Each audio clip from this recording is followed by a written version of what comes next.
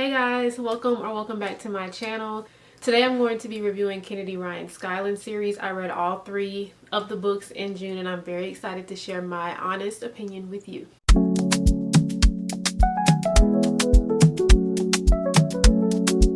There's going to be some spoilers in here, but I'm going to keep them confined to specific parts of the video. So I will tell you when I'm about to say something that is a spoiler and tell you where you can go next so you avoid the spoilers throughout. I also want to say that this is an honest review.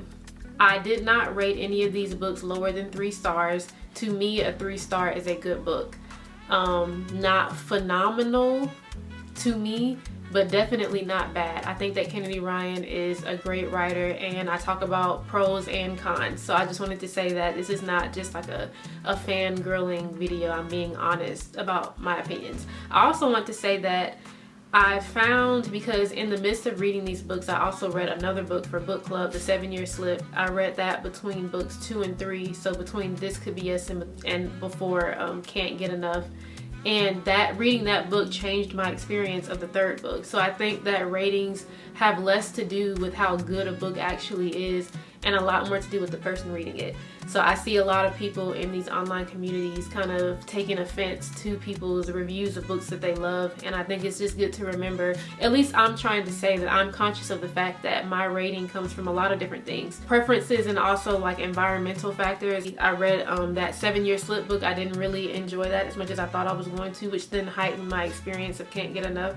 So, you know, and then before I read this whole series, I read Tia Williams' A Love Song for Ricky Wilde and literally said that was my favorite book. And so, of course, all of those things are going to affect my reading. So I just want you to know that me saying something and it might be your favorite book by Kennedy Ryan, please don't take offense to it because I don't mean any harm. I'm just giving my honest opinion so that other people have a more, I want to say, rounded, like, kind of queue of information to pull from, because I think for me, all I ever heard was that these books are wonderful and they are really good. But I didn't hear anything else. And I think if I had heard those things, I could have gone into it with a little bit more nuance. So we're going to go ahead and get started. And I have my phone with me to help keep my mind straight. I have notes here. So if you see me reading off of it, honestly, I might do that at some points. My brain is kind of all over the place as it is that time of the month. And I'm suffering a little bit, but I wanted to go ahead and film this video. So we're going to start off with Before I Let Go. Before I Let Go is a second chance romance about Yasmin and Josiah Wade, who may or may not, because I don't want to spoil it, find their way back to each other after a devastating divorce caused by personal tragedies and grief. Some themes that you will find in this book are grief, therapy, sisterhood, and second chances. So the first non-spoiler pro that I have, I only have one non-spoiler pro, but it's how Kennedy Ryan writes about grief and therapy. I feel like if you are a person who has experienced loss, and in this book, grief can detail so many different things. Like, you can grieve the life that you thought you were going to be living, which I think is a thing that happens here, but you can also be grieving somebody who was once here with you and now they're gone, in terms of like somebody dying, which happens here. Or you could be grieving like a person who's physically alive but not with you anymore. All those different types of grief, and I think they show up here. And the way that she describes it is just so visceral. Like, I, the reader, felt what she was saying. And I feel like that's a sign of a really good writer to be able to do that. Also therapy. She put, like, Kennedy Ryan has these notes. I don't know if it's like that in every single book she writes, but at least in all 3 of these, she has a letter to the readers where she talks about her process, and clearly research is fundamental to her process. And she wrote about how she consulted with a lot of different therapists, and it's very obvious that she used what she learned to write those sections of when the characters were in therapy or just talking about therapy. And as a person who's been in therapy, I've had like 3 therapists. So I resonated so much with that, and how therapists like tend to talk and how the process goes and how reservations about therapy. I just thought that it was very well done. And if you are a person who wants to go to therapy, maybe you can't afford it, there are definitely going to be some gems for you in this book. So again, I love the way that she wrote about that. Non-spoiler cons. Okay. There are, at least in my copy, maybe there aren't in other copies, but there are a lot of misspelled words in this book. And some people are not picky about stuff like that. They might just be like, it doesn't matter. But for me, it takes me out of the story when it's excessive, and I felt like it was excessive. And not only were there misspelled words, but they were the characters' names. So like Deja, the daughter of Josiah and Yasmin, Deja, I didn't know if it was spelled within Deja like D-E-J-A or if it was D-E-J-A-H, because both of those spellings were in here.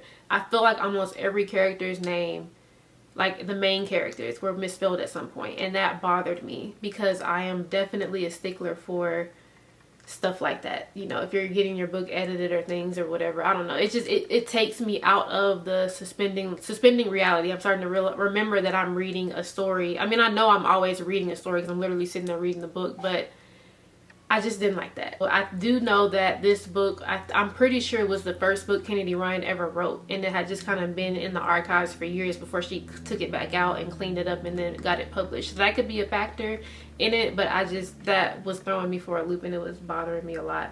I also felt like the dialogue fell very flat. There were times where it was good, and then there were other times where I was just like, real people don't talk like this. It was almost giving like how people describe Blackish, like those segments of Blackish where the father, Andre, is like explaining a concept to the audience. Or I don't know, I've just heard this critique of Blackish before, like where people are saying that there's a lot more explaining going on than there is just talking about it. It almost feels like you're hand holding the audience, trying to get them to understand exactly what's happening in the scenario instead of just letting it play out. And I don't like that. I don't really need you to explain all of this stuff to me. But then again, that's a very personal preference. There might be people who like that. So I didn't like that. I felt like the dialogue just wasn't hitting for me. So those are my non-spoiler pros and cons. My spoiler pros are about to start now. So if you don't want anything to be spoiled for you, please skip to, I'll put it right here, this part of the video. So spoiler pros. I said that I love how she writes about therapy. Specifically, I love how she writes about Josiah's therapy experience, because as you know, if you've read the book, and if you haven't, I don't know why you're still here, but maybe you don't care about spoilers. But as you guys know, Josiah was like hesitant to even go to therapy, and when he finally did, which was a win for Yasmin and for himself, I just felt like how she showed his process of getting there, like his reluctance, and then how it went for him, especially when he was in the room, the way he was talking. I felt like I was a fly on the wall in a man's therapy session. Like, it felt genuine. It felt very authentic, and I enjoyed that. The scene where Yasmin asks for a divorce, again, that was another scene where I was just like, this feels like a movie. It feels, the emotion in this feels real. I was like, did the author go through this? Maybe she was, you know how, I don't know if you guys have heard this, but they tell people, like actors and actresses in movies and stuff, like when they need to cry, to pretend that or to think about their mother passing away.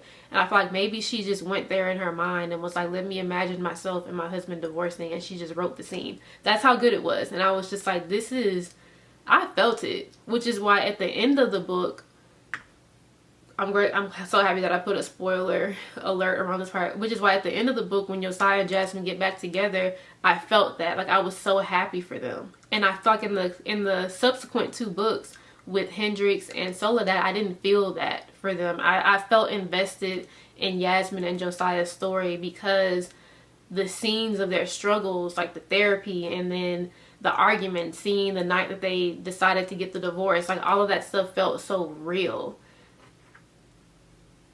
I love that. Vashti's character, I did not like her at all. When she first showed up, like when she was at the house and Yasmin came in and Yasmin noticed how she was like touching her ex-husband and stuff, like red flags, like smoke was coming out of my ears. I was like, this girl, I don't like her. I don't like her. And I don't know why we always have all the smoke for the woman when we really need to be mad at Josiah, because why did he have her in there? But the fact that I think that when an author can write a character that you hate, that's also a sign of a really good writer. So I didn't like that about Vashti. Also, that scene where Yasmin goes to Josiah's house to get something for her son, and Vashti's there in his t-shirt. And I don't know if you guys notice this, but like Vashti's in the doorway, and Yasmin is trying to leave, and Vashti does not move out of the way. Like Yasmin has to walk around her. That is a very, I don't want to say it's passive, but it's like one of those very subtle things that you realize somebody is doing, and it's irksome. It's bothering you. Like it's not cool. Like Vashti was that kind of girl. Like she's not gonna be like rah rah in your face like Hendrix, but she did little things. I'm just like, I don't like her. I don't like that she's here. I don't like that she's here. We really need to be mad at Josiah, but I didn't like that she was there. So the fact that I was feeling all of these things, that I was invested in the relationship, that I felt like therapy was real, that Vashti made me so angry, I thought that it was so good. I thought that it was so good. I thought it was done so well. Spoiler cons. I felt like we didn't see enough of Josiah's pain in this book. When it came to Yasmin dating other men, I feel like we, the women readers of this book, had to deal with so much with Vashti and him, and seeing how hurt Yasmin was by that. But when it was Josiah's turn to feel some kind of way, it's like he just told us, like, you know, I don't like that, but we didn't get, it's not like we were in his head. And I don't like that, because it's like he had whole sections, whole chapters, just like Yasmin did. So just as we were in her mind, like going through all this, so just like we got her full perspective, I wanted his full perspective. I just accredited that to the fact that Kennedy Ryan is a woman, and maybe she just couldn't go there. But I feel like she does so much research that all you have to do is talk to your husband and see how he would feel about watching you date another woman, and then write that into the story. So I just feel like it wasn't there as much for Josiah as it was for Yasmin. And I wanted to see that. I feel like it would have been a salve to me, because I was so hurt with all the stuff going on with Vashti, to see how upset he was with her and that guy. Also, I love a slow burn, and this is definitely a slow burn, but sometimes it gets to a point. And it got to a point. This book is 376 pages. It was past the 200 point. It was past the 200 page point before Yasmin and Josiah had any sort of like physical contact, I think. You know what I'm saying? And like, to me, that's just too much. I felt like they were playing. I was getting very irritated. I'm just like, okay, I love a slow burn, but this is very excessive, you know, just too excessive. And then also, this might be a controversial take, but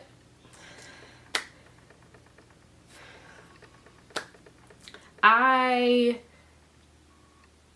did not feel convinced of the friendship between Yasmin, Soledad, and Hendrix. It felt much like the dialogue felt to me. It just fell flat. I felt like it's more of the author telling us that these three women are friends, they're sisters, and even though they even did things to be there for each other in each of the books, because each of the books centers a woman and her struggles, and in each of the books the friends show up and they're doing the things that friends are supposed to do.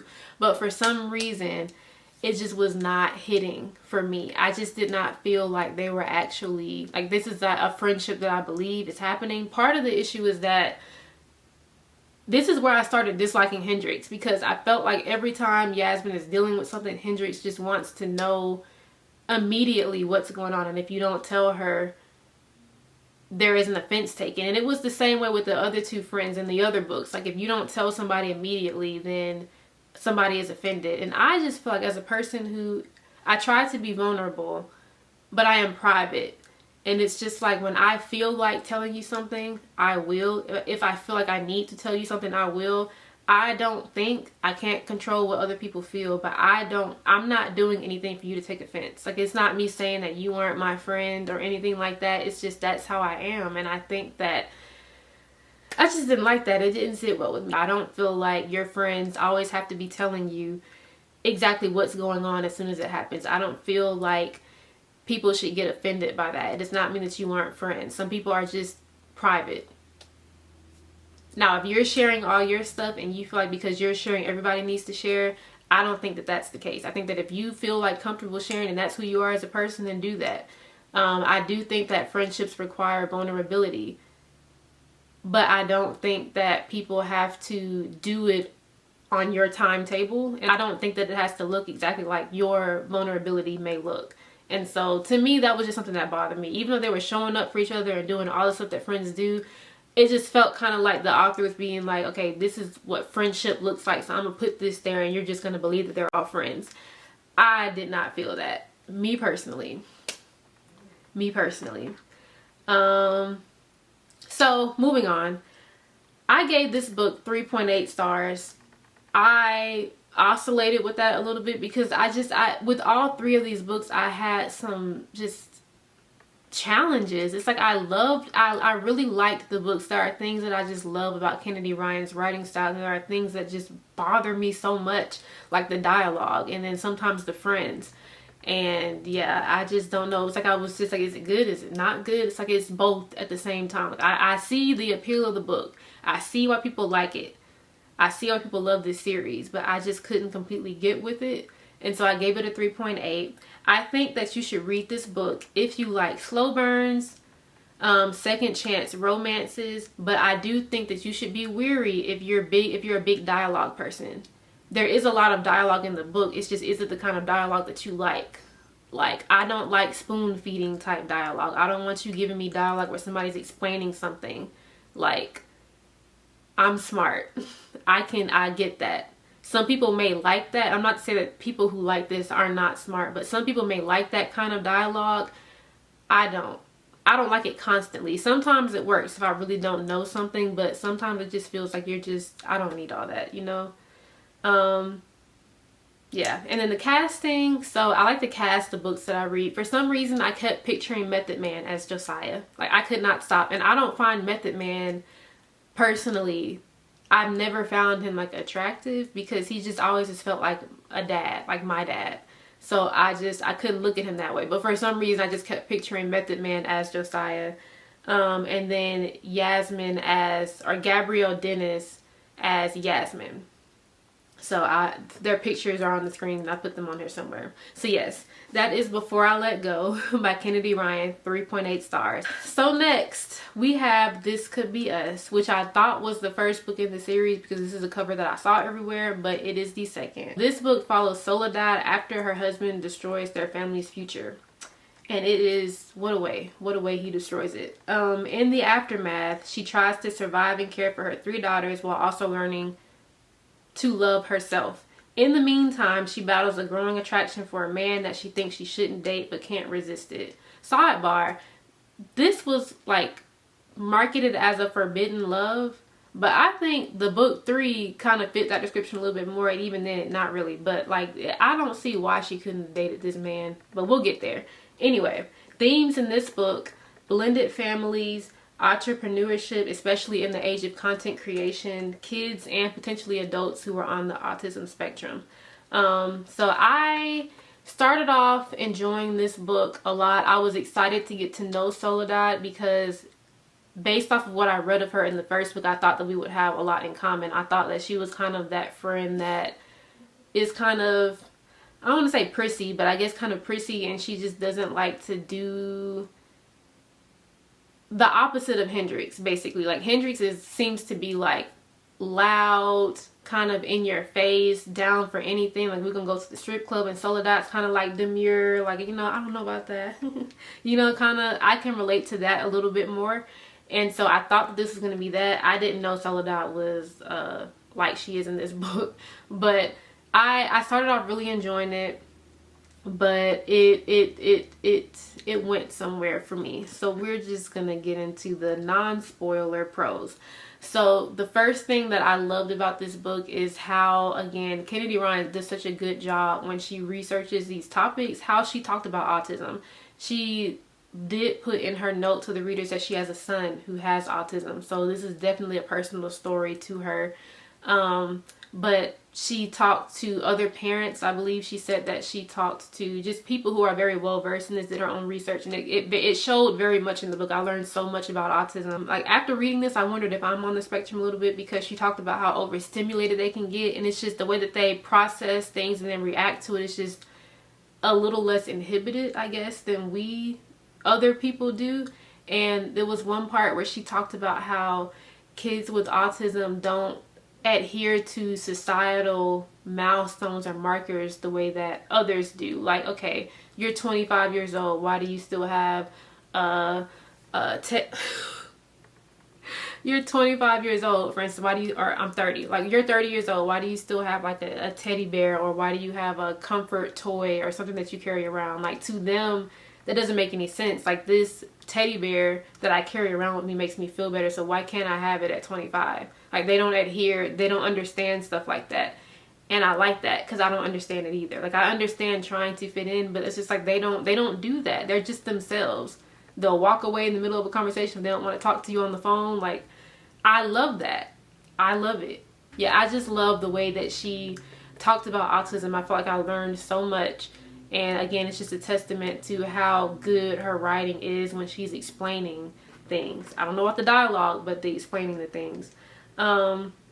Again, I love her descriptive language. The way that she describes things, concepts, people, feelings is very colorful. You definitely get what she's trying to say. She just gets a bit repetitive with it, but I do love the way she describes things. I definitely love some of the respect, how she wrote about content creation with such respect and gave it legitimacy in the book. I love that she talked about it as a viable career option and not just something that doesn't mean anything or isn't important, that's just easy to do or whatever. I love how she wrote about that as a new content creator myself. So getting to some spoilers, non-spoiler cons. Again, the dialogue in this book is not natural, and I would give an example, but that would be spoiling it, so I would save that for the spoiler cons section. But the dialogue is just not natural. Sometimes it is, a lot of the time it isn't. I just don't feel like this is how people talk to each other. Another non-spoiler con is that I don't feel like I knew the male main character in this book as well as I knew Josiah in the first book. Like, Judah in this book, he is like Josiah. We got so much of his background. That book, Before I Let Go, even started off with like him when he was in college reminiscing about his relationship with Yasmin, and then we get a lot of his life. We get a lot of his background when he was growing up, like a look into his family, what that was like. We don't get any of that with Judah. We just get Judah. And it's like he's framed by his family, his two boys that we learn about. And that's who he is as a person. To me, he just felt like a plot device to keep the story moving. I don't know why he had whole chapters. It was cool. I loved what his sons added to the story, but I just don't know who he was. So I thought that kind of lessened the likability of the story for me. It's supposed to be it's supposed to be like a romance, right? So like, why do I not feel like I know you and I know everybody else so well? Crude language. So you guys might think that I'm a square after this, but Soledad, like the way that she talks sometimes in this book, like there was a point where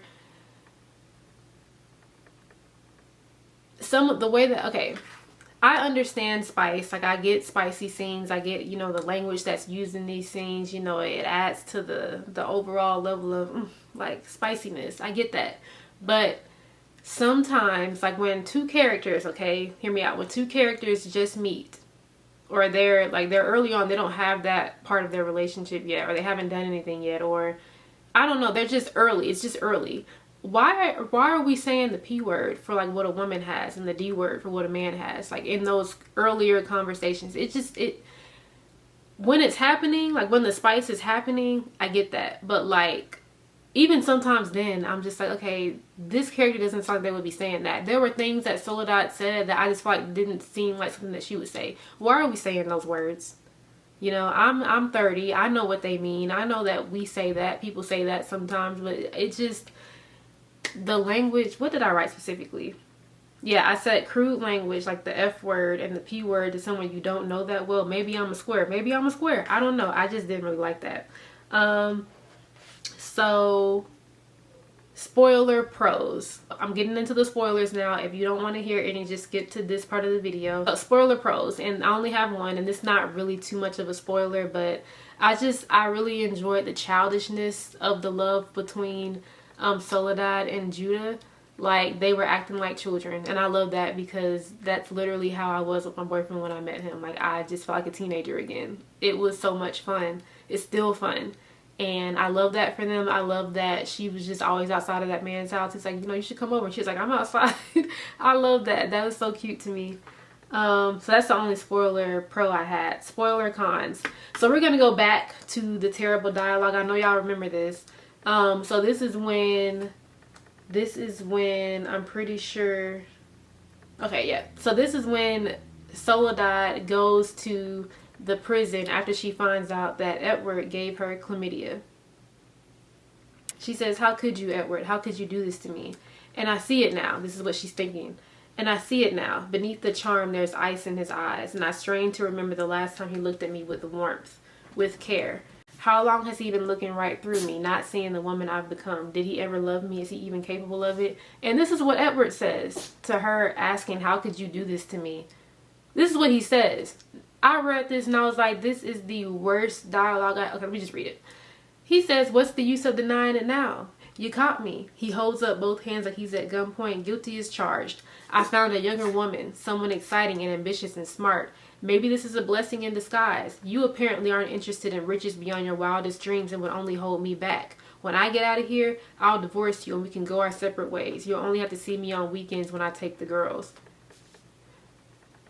It doesn't sound as bad now as it did when I first read it, but it was really giving Tyler Perry. Like, who would say that? You apparently aren't interested in riches beyond your wildest dreams and would only hold me back.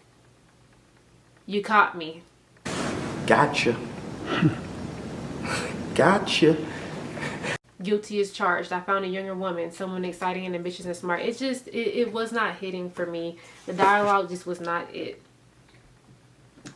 Also, again, I wrote it again for this book, the best friend thing, not believable to me. There was one point where Hendrix was like, I don't want to talk about anything else. I want to talk about what's happening with you. And Soledad was basically asking for permission to not share her business just yet. And I'm just like, why are you asking for permission? And Hendrix, why are you so nosy? It just, it bothered me. Why are they so pushy is what I said. Why are they so pushy to just know each other's business instead of just being there and letting people open up in their own time? Like, it is not a personal, like, judgment or vendetta or whatever on you for your friend to not share everything with you. People don't have to do that. I feel vulnerability in friendships is important. I get, you know, you don't want that imbalance or whatever, but if you guys are really friends, like if you're really friends, then you know, like, I just don't get that. It bothered me. I don't like that. They don't really, it's not giving friendship to me. I gave that book 3 stars. Again, Judah wasn't a whole person. Dialogue wasn't that great. Lots of repetitiveness going on in all 3 of the books. Like, the descriptions are great, but the descriptions are described many times. Like, the way that Soledad feels when she sees Judah, how he feels when he sees her. Like, the stuff that Edward did, how we feel about Edward, it's just repeated over and over again. And I'm just okay. I gave it 3 stars, though, because that the writing about autism and stuff was so good. I was just like, it's hard. It's just like, you know, is it good? Is it not good? And so I gave it 3 stars. I say read this book if you like Tyler Perry levels of drama. I liked the drama in the first book because I felt like it was, when I say drama, I'm talking about the drama with like the relationship with the, you know, when dating and, you know, you're not with your whatever anymore. I like the drama in that one because I felt like it was less outlandish. This drama in this book was just like, oh my gosh, it almost felt comical. Like, are you for real? What else did he do? Like, in the way that he was acting about it. Okay, I'm back. You might not have known that I went anywhere, but my camera cut off because it can only record up to like 33 minutes at a time, so I had to transfer all the videos to my computer and then come back here and start talking again.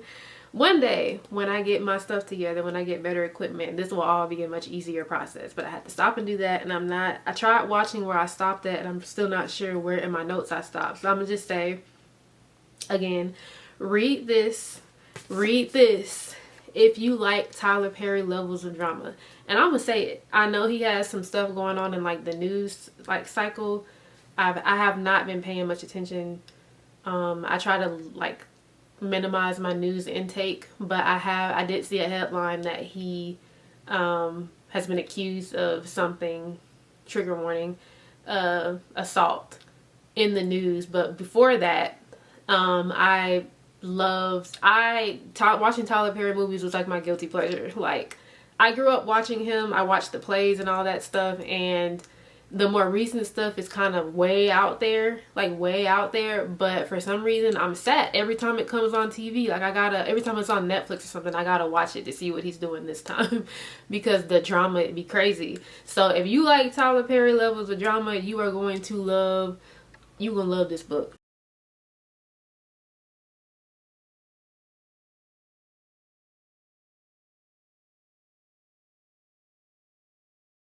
So yeah, casting. I had trouble casting this book. For some reason, I kept picturing Soledad as Tanya Sam from Real Housewives of Atlanta, and she is not Puerto Rican. I looked it up. I think she's from like Canada or something like that. Or maybe she's something else. I don't know, but she's not Puerto Rican. But I kept picturing Soledad as her. And for Judah, I pictured him as Malik Yoba from...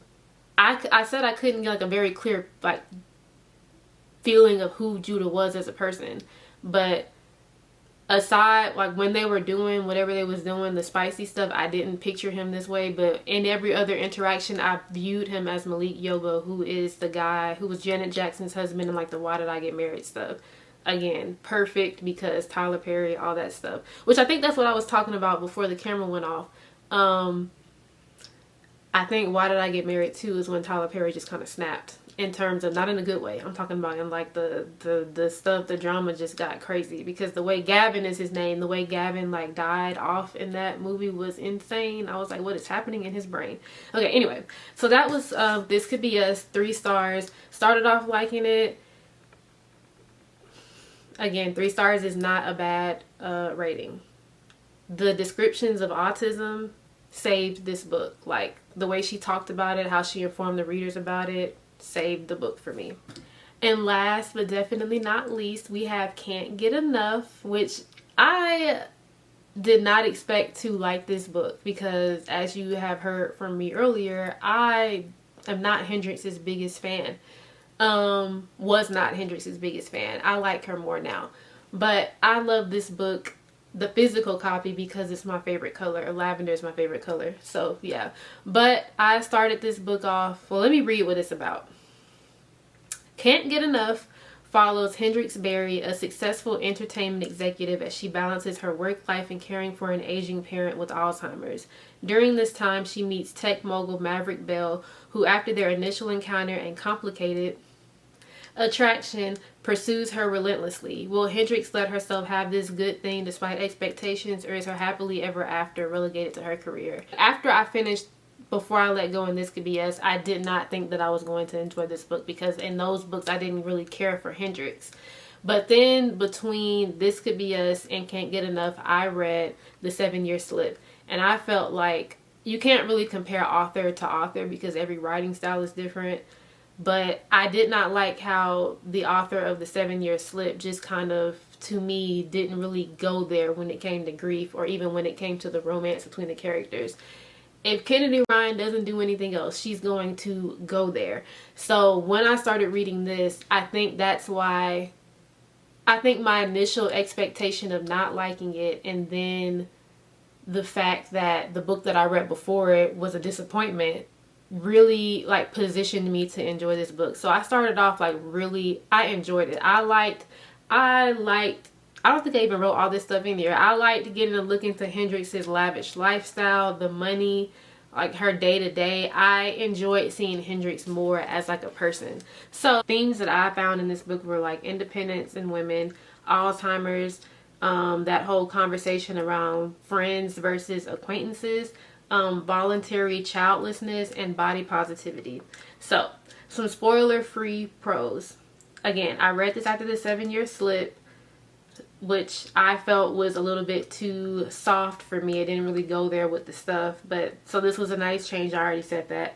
I enjoyed getting, we know from the first 2 books that Hendrix is childless by choice. She's 40, she does not want kids. In this book, we get a little bit more insight into why she doesn't want them, and I actually really enjoyed that, because I am 30 years old now, and for a lot of my life, I just assumed that I would be doing this whole thing. Like, I would get married one day and I would have kids one day because that's just what we do.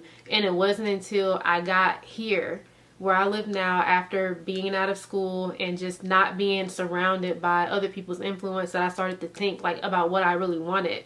And I was like, why do I want kids? I couldn't even verbalize it. I had to really think about that. And it led to me having a crisis of sorts, because I'm like, my boyfriend wants kids, but I don't even know if I do, because the only reason that I wanted them for so long is because that's what I thought we were supposed to do as women. And so I just want to say I got to the point where me and him are on the same page about it. So I want kids with him. It's important to me to make a child with the right person. So I think for me in my life, having a child is dependent on who I'm with. I'm not the kind of person to go to the sperm bank because I really want a child. Like, if it didn't happen, then it just didn't happen for me. But I'm in a situation where I love a person, I'll do it. But yeah, so that's me. But I really enjoyed getting that perspective from Hendrix in this book. I enjoyed the exploration of almost but not quite friendships and the expectations we place on others, and also showing up for yourself in spite of what it looks like. There's like a whole thing about, are we friends or are we acquaintances in this book? And I think that we really need to talk about that more, because I was saying to myself recently that I think that we should go back to how we became friends in kindergarten. Well, some of us had conversations where it was like, will you be my friend? And there was a verbal agreement, like, we're going to be friends. Some of us just, it was known that we were friends. And now it's just kind of like, you see somebody a couple of times, bestie, best friend. Even in the book community, I know that we're just playing when we say it, when y'all say it, because I don't say it. But when people say it, like, oh, bestie, my book bestie, I don't throw those terms around like that. And so I feel like the whole friend thing has gotten blurred. What is a friend?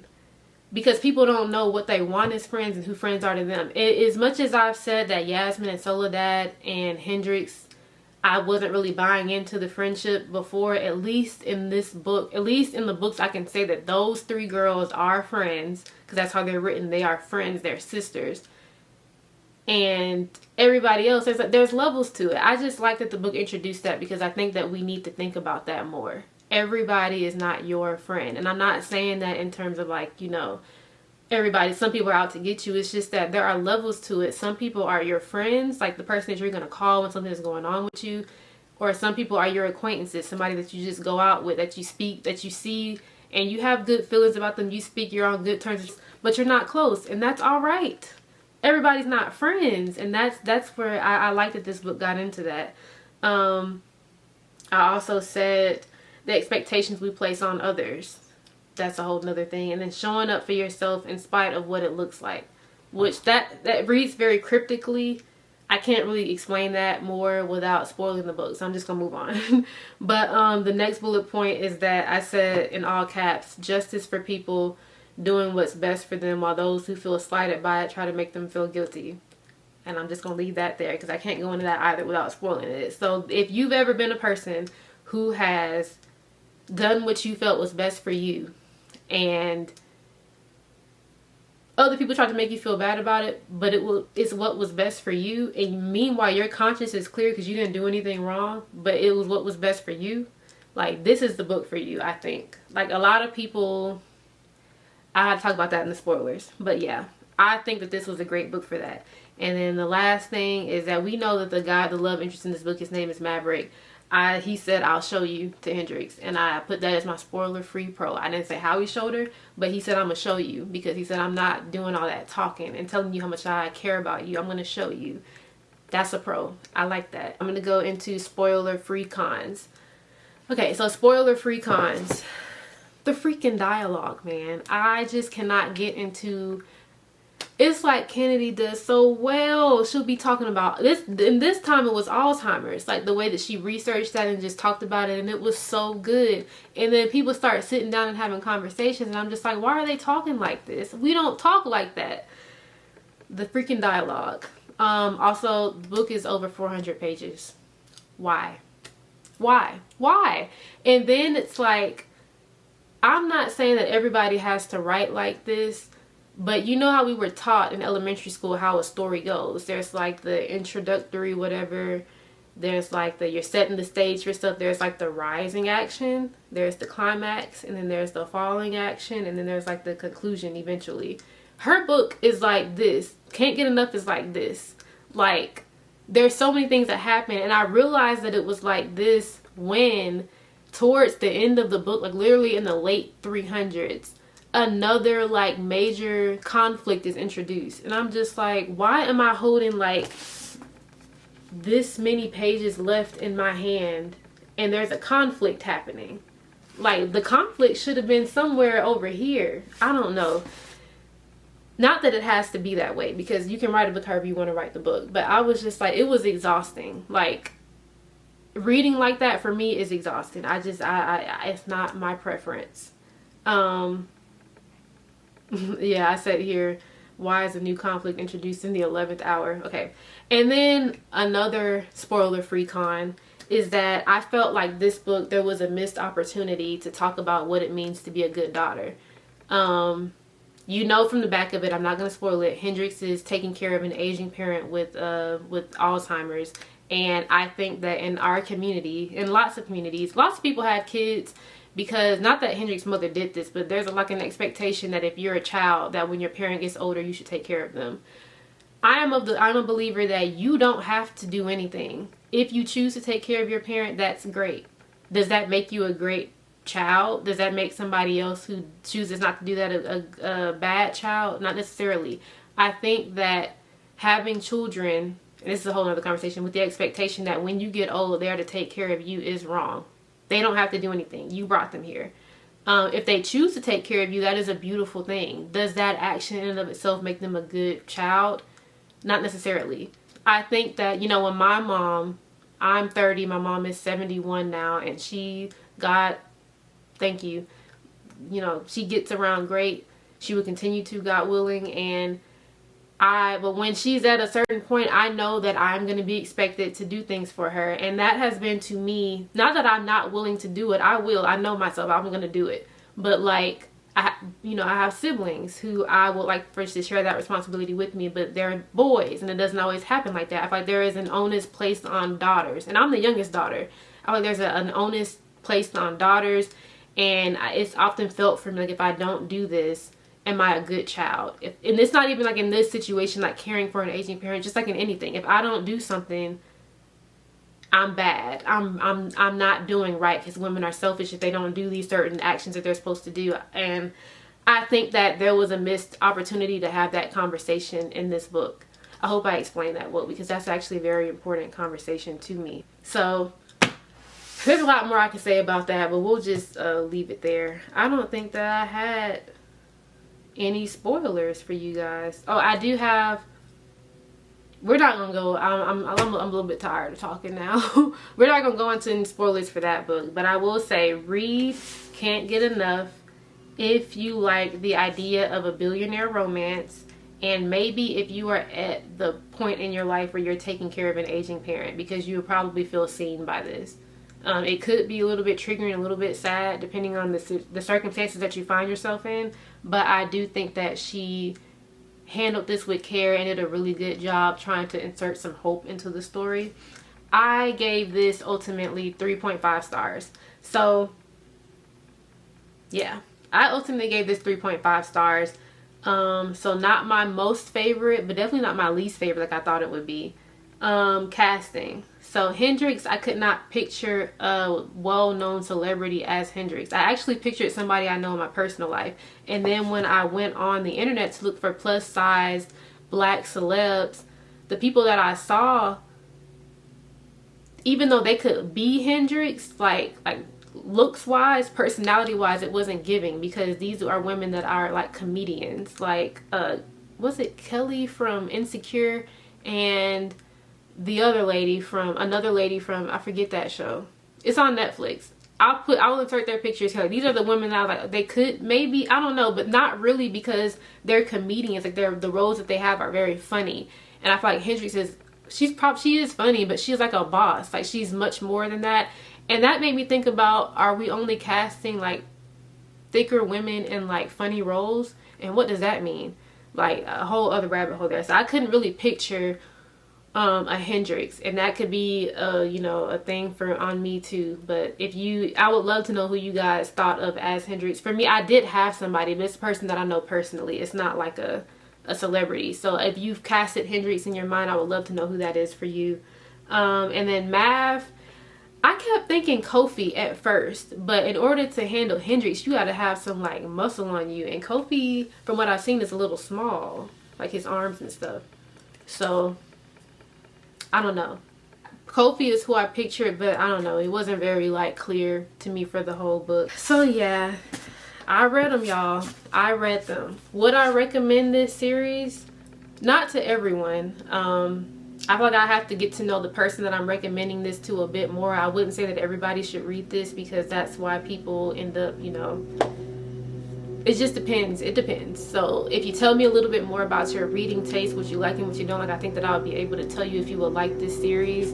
But would I recommend it in general? Yeah, I'm pretty sure. I know for a fact, because there are many people that like this. I know that,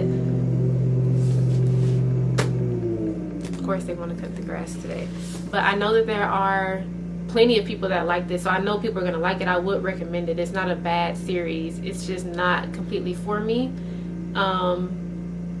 I had good times reading this. I also had some not so great times where I was just ready to stop. Sorry, I'm gonna just keep going. Where I was ready to stop, but it's whatever. At least I can say that I read them. And will I be reading more Kennedy Ryan books? You probably have noticed that I have Real back there. I bought that when I bought these books, and no time soon. I don't plan on reading her books in the near future. She's not a must-read author for me after this experience, but as I said, I do understand why people love her, and I respect other people who like her books, but I'm not rushing to get to Real. I've heard that the audiobook is better than the physical version, so if I do, or when I do eventually get to it, I feel like that's more of a fall read anyway, but if I do get to it, I'll probably put the audiobook version with the physical copy and try to read it that way. But yeah, I enjoyed talking to you guys about this. I'm happy that reading it didn't come for naught. I'm actually in a bit of a reading slump after this right now, because I forced myself to get through these books, which again has a lot to do with me being a mood reader trying to stick to a TBR. You know what I'm going to do about it? Nothing. Because that's what I think you should do when you're in a reading slump. Just let the love of reading come back to you naturally. I do have some picture books up there that I'm probably going to read, and then I have let me get it. I have this graphic novel, Wash Day Diaries, that is like the low pressure thing that I'll probably read too, but I'm not stressing. I'm not going to be reading anything else until I genuinely feel like it.